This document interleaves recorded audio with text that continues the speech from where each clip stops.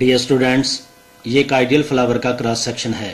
Stamen flower का male reproductive organ होता है जो कि मुश्तमिल है फिलामेंट और एंथर पर। फिलामेंट एक तरह का स्टेम है जो एंथर को सहारा देता है और शक्ल में ये रेड कलर से शो किया गया है। एंथर को ऑरेंज कलर में दिखाया गया है जिसमें पोलन्स बनते हैं। पिस्टल फीमेल ऑर्गन होता है और ये मुश्तमिल होता है स्टिग्मा, स्टाइल, ओवरी और ओव्यूल पर। स्टिग्मा एक स्टिकी पार्ट होता है जो ब्लू कलर में दिखाया गया है।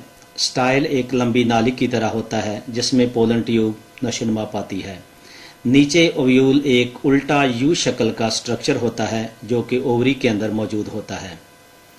यहाँ ये बात वाज़ेह कर दूं कि ओवरी एक गोल स्ट्रक्चर होता है जिसके अंदर ओव्यूल मौजूद होता है। ओवरी पककर फल बनती है और ओव्यूल से पौधे का बीज बनता है। कुदरत का ये खूबसूरत करिश्मा है कि फूल के अंदर मेल और फीमेल दोनों ऑर्गन पाए जाते हैं।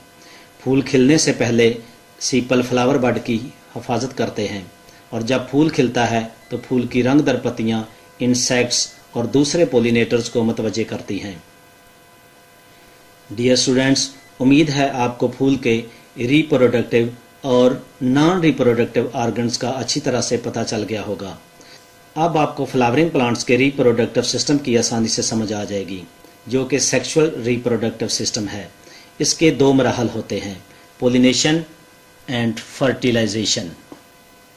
पोलिनेशन के बारे में आप हमारी अलग से वीडियो भी देख सकते हैं जिसका लिंक इस वीडियो की डिस्क्रिप्शन में दिया गया है।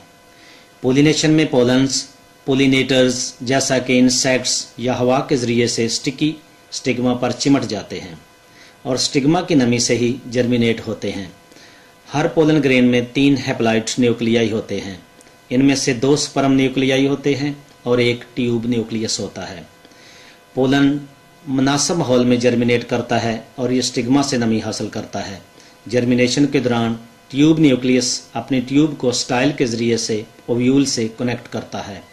इस ट्यूब को पोलन ट्यूब भी कहते हैं। डियर स्टूडेंट्स, इस पोलन ट्यूब के जरिए से पोलन 2 स्पर्म नीचे भेजता है। एक स्पर्म एग सेल से मिलाप करता है और बनाता है डिप्लॉइड एम्ब्रियो। इसको हम फर्टिलाइजेशन के नाम से जानते हैं।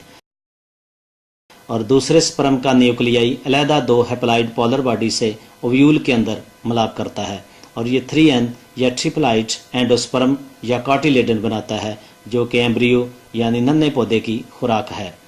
और फर्टिलाइजेशन के बाद सीपल और पेटल्स झड़ना शुरू हो जाते हैं।